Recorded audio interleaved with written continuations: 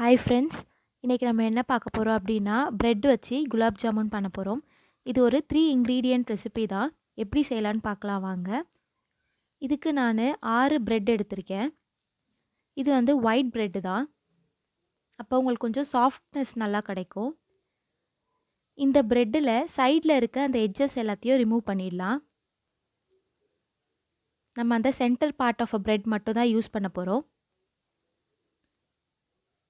6 பிரெட்டுக்குமே இந்த சைடில் இருக்க எட்ஜஸ் ஃபுல்லாக ரிமூவ் பண்ணிடலாம்.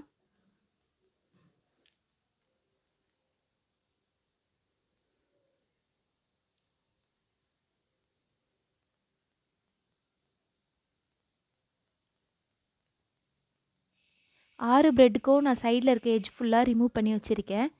இப்போ இதை நான் வந்து பீஸ் மாதிரி கட் பண்ணிவிட்டு கிரைண்ட் பண்ண போகிறேன். மிக்சியில் தான் நான் கிரைண்ட் பண்ண போகிறேன். நல்லா ஃபைன் பவுடராக கிரைண்ட் பண்ணணும்.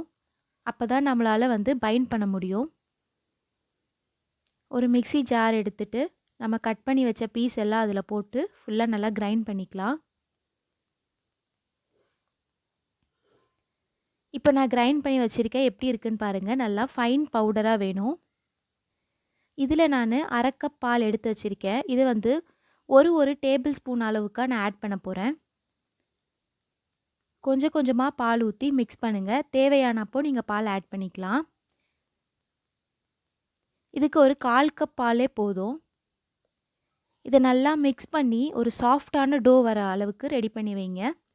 எப்படி நம்ம சப்பாத்திக்கு மாவு ரொம்ப சாஃப்டாக வச்சுருப்போமோ அந்த அளவுக்கு வைங்க.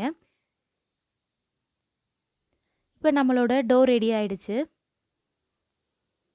இதிலேருந்து கொஞ்சமாக எடுத்து இதை நான் வந்து ரவுண்ட் பண்ண போகிறேன். அந்த ஷேப் கொடுக்க போகிறேன், குலாப் ஜாமுனுக்கு ஷேப்பு. நீங்கள் இதை கொஞ்சம் லைட்டாக ப்ரெஸ் பண்ணி ரவுண்ட் பண்ணுங்கள்.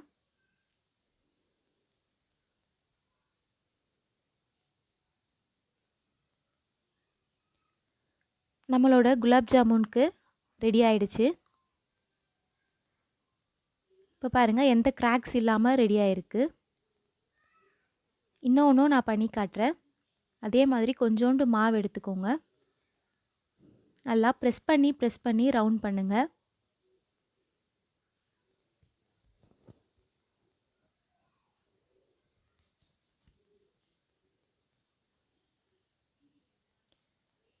ஈஸியாக ரெடி ஆகிடும்.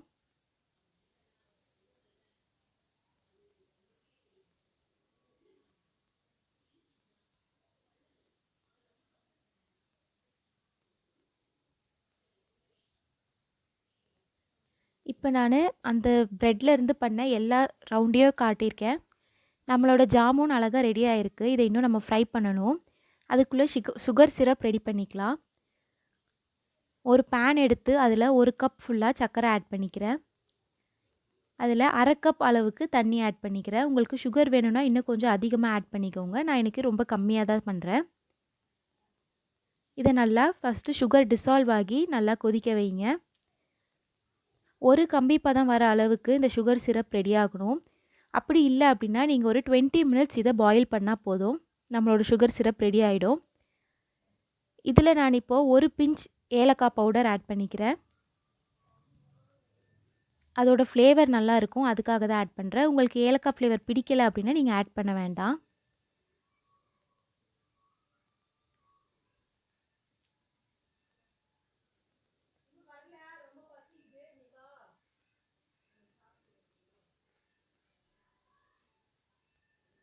நம்ம சுகர் சிரப் ரெடி ஆகிடுச்சு.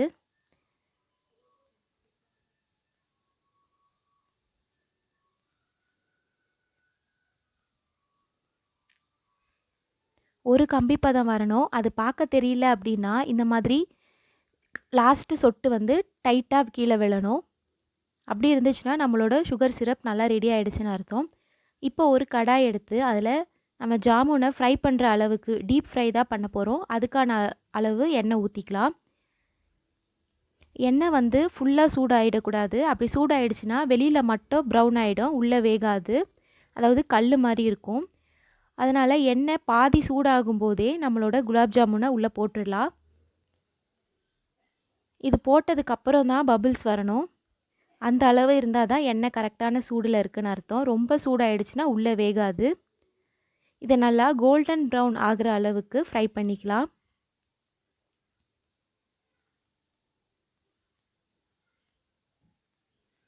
நம்ம எண்ணெயிலேருந்து எடுத்த உடனேயே நம்ம சுகர் சிரப்பில் போட்டுடலாம். இப்போ மீதி இருக்கிறதையும் அதே மாதிரி ஃப்ரை பண்ணி எடுத்துக்கலாம்.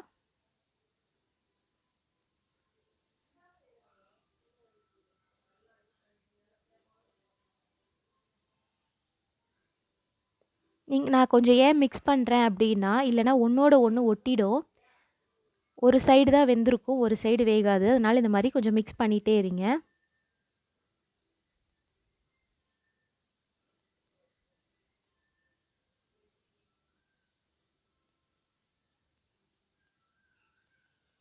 இதுதான் என்னோட லாஸ்ட் பேட்சும் நான் அதே மாதிரி ஃப்ரை பண்ணி எடுத்துக்கிறேன்.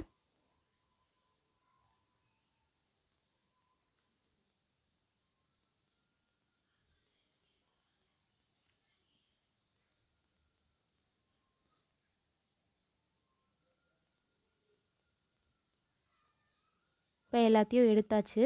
இதை நம்ம ஏற்கனவே ரெடி பண்ணி வச்சுருந்த சுகர் சிரப்பில் ஆட் பண்ணிக்கலாம்.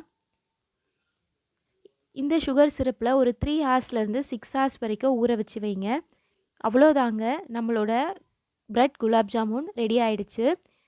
இது வந்து ரொம்ப ஈஸியாக சிம்பிளாக வீட்டிலே பண்ணலாம். உள்ளே நல்லா சாஃப்டாக இருக்குது. நீங்கள் செஞ்சு பார்த்து எப்படி இருக்குது அப்படின்ட்டு எனக்கு கமெண்ட்டில் சொல்லுங்கள். இது வந்து கண்டிப்பாக எல்லாருமே செய்யக்கூடிய ஒரு ரெசிபி தான்.